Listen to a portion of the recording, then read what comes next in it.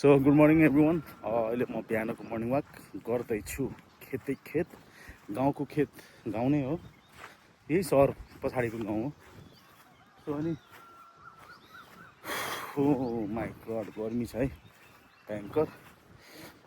हेप्यो क्या केटाहरू, मलाई चाहिँ हेप्यो। किन हेप्यो भनेदेखि अङ्कल भनिदिरहेको कि अब म जिम गरेर स्लिम हुन्छु नि, अनि त्यसपछि त्यही अङ्कल भन्नेलाई मैले पट्टाउँछु कि फेरि आइयामा।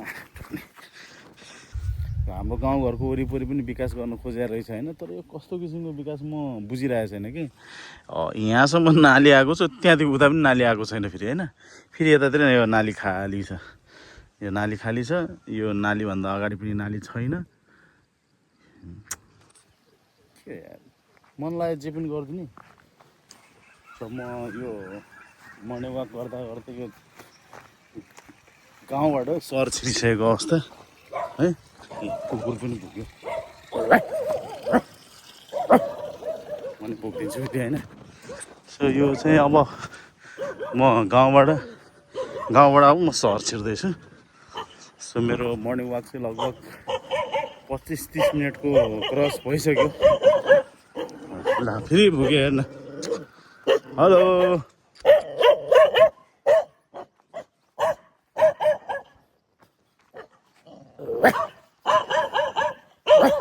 भाग्यो माटोक्ने।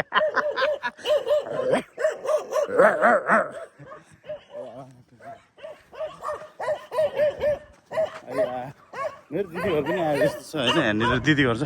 फेरि म आऊ त्यहीँ आऊ।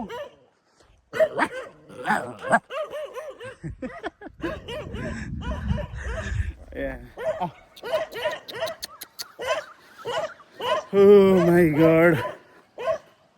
फेरि यहीँ छ।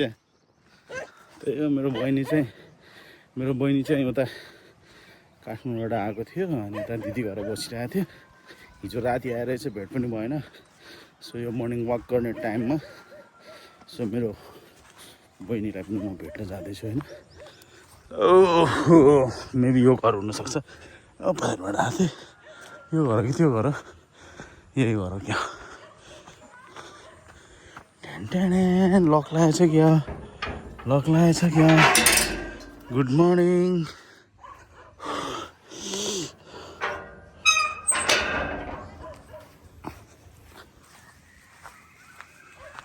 को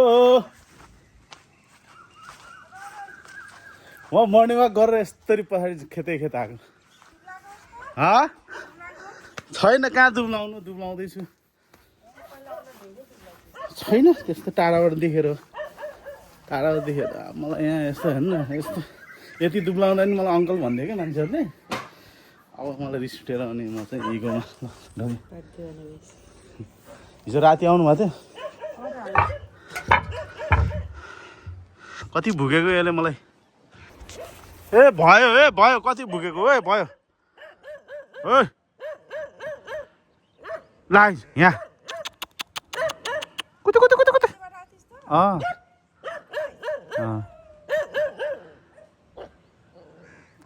उतै घारी छ नि, उतै घारी उतै के जङ्गल जस्तो छ नि, हो त्यहीँसम्म पुग्यो, त्यहीँबाट फर्क्या हो क्या।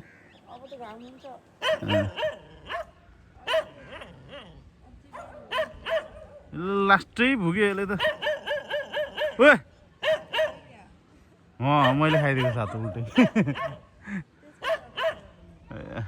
ल यहाँ पुरा ठुलो जङ्गल थियो कि यो जङ्गलको नाम बासा जङ्गल हो होइन, केटाहरूलाई थाहा होला हाम्रो।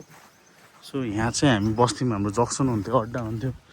यहाँ सब रुखहरू थियो कि, अहिले त घर छ भने किन हो कि यस्तो यार, पुरा फडानी गरेको। आमा हाम्रो इतिहास मेट्न लागेछ कि केटा हो। यहाँ फेरि रुख रोप्नु पऱ्यो फेरि अब यार, ठुल्ठुलो बासा जङ्गल भनेर नामै थियो। ल यार यो खाड्डाखुड्डी अचम्मको छ त यार। 15-16 वर्ष अगाडि हामी यहाँ बसेर गिटार बजाउने, रमाइलो गर्दै होइन।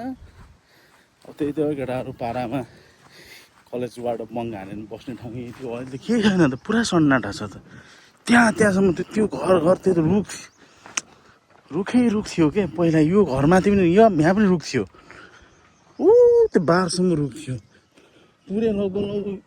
ल यो घरमा यो जति आमा फडानी भइरहेछ पुरै यार, बर्बादै गऱ्यो नि। बासा जङ्गल हो यार, अन्त नामै छैन, नाम निशान हरेक इतिहास मेटाइदिने यार हाम्रो थुक्क मुलाहरू यार, थेत्रिका घर बनाइदिएछन् यार। ल यो रुख यो के भन्छ यो कटेर म यहाँसम्म आएँ कि यहाँसम्म थियो कि यो, यहाँबाट हाम्रो यो मामा घर देखिन्थ्यो क्या, अनि यहाँबाट यो बाटो देखिन्थ्यो यहाँनिर होइन, यहाँसम्म थियो। त बाटो साटो निकालेछ पुरा यो त। हे भगवान्, यहाँको माटो तान्दै घर बनाउँदै, यहाँको माटो तान्दै घर बनाउँदै केही रहेन अब यार, हाम्रो इतिहास मेटाइदियो। थुक्क हाम्रो त्यत्रो जक्सन अड्डा, कलेज बङ्क गरेर बस्ने ठाउँ। अब साथीहरू कोही कोही त डेटिङ पनि बस्थे, माया टुक्नेहरू। अब त पुरा यार बिजोग छ यार। अलिकति क्रिकेट खेल्ने ग्राउन्ड बनाइदिए पनि हुन्थ्यो नि यार, छैन नि, पुरै ध्वस्तै बनाइदिएछ। ल यो मेरो साथीको घर अजुबा भन्ने, ऊ अजुबा घर त्यहाँ थियो। यस्तरी घुमेर कलेज बङ्क हान्न यहाँ आउँथ्यो कि